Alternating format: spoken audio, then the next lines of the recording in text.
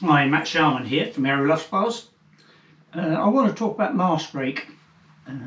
Probably a lot of people just might be guilty of just sticking the mast in the hole and attaching everything and then going off for sale. But there is a reason why you want the mast rake about right.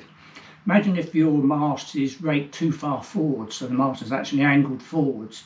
What you've done, you've moved the whole sail plan forward as well. It might only be an inch at deck level, but at the top of the mast it's a considerable amount, and it will make a difference to the handling of the boat. It's pretty important to get the boat sailing well, sailing efficiently, and so there is a good reason to check and adjust your mast rake. What we do then is to take a measurement from the top of the mast to the top of the transom. Clearly we're not going to climb up the mast and hold a tape measure up there, so there is a process, and there is a measurement down the mast from the masthead to the black band. The black band being a little piece of tape that goes around the mast at gooseneck height. So we set the mast height in that way, and the measurement there is 19 feet 3 inches.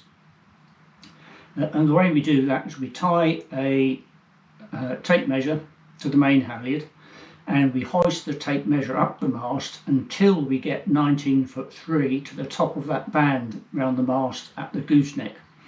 This is taken as the top of the mast starting point, and it's from there that we then take the measurement by swinging the tape measure back and measuring at the back of the transom.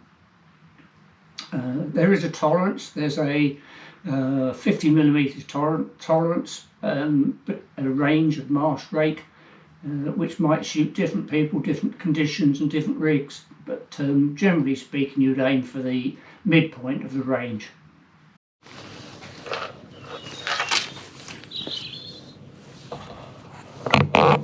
What we do then is we swing the tape measure back to the transom, and we take a measurement on this point here. It's underneath the top of the transom, and the measurement should be somewhere between 23 feet 5 and 23 feet 7 inches on any of the marks apart from a Mark 4, in which case you've got to add another 50mm, I think it is.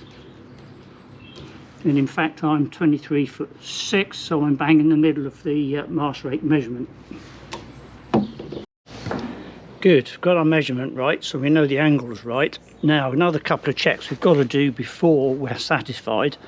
The first one is the mast pivot pin loose, or is it under tension? In fact this is perfect, it's right in the middle of the hole and it's nice and loose. And the second thing is the mast foot up against the stop. There's a pin goes through here, and I've put a plastic block in there because I know that's the right size. So the foot of the mast is hard against the block, the mast pin is loose, and the mast rake measurement is perfect. There you go, easy as that. So let's imagine the mast rake isn't right. Let's see what we do when to adjust it.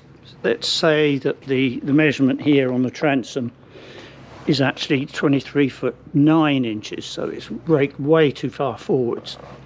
The way we do that is we adjust the length of the shrouds, and we do that by adjusting this pin in the adjusters. So the mast rake has got to come back, the mast is too far forwards. So what we do is we take the tension off the rig and we move that pin down, say a couple of holes, maybe one down on the inside, and then we check it again, and if that's not right we move it again, and eventually you'll find you'll get it exactly right. What you're doing at the same time though is, because you're moving the mast rake back, you're effectively shortening the Genoa halyard. So before you ever get a new Genoa halyard, it's pretty important to get the mast rake angle right first. What do we do if our mast rake is now correct but our Genoa halyard is too short? Well, in fact my Genoa halyard is a fraction too short. So easy way is we just add a shackle on the end just to lengthen it slightly. In this case I've had to put a long D shackle on there. The other important thing to do is, once we've got the mast rake right, is to make sure it stays in there, and it's most important to tape round the clevis pin there, so they don't come out. Good. Hopefully you've got an idea now about why mast rake is right, why it's worth getting it right, and also the process to go through to get it right. I mean, I was lucky that my boat I knew was set up right anyway, but it can be a bit of a fiddle, and it can take a while to get the mast rake right, as well as that foot position in the mast up against the stop, and to keep the mast pivot pin loose.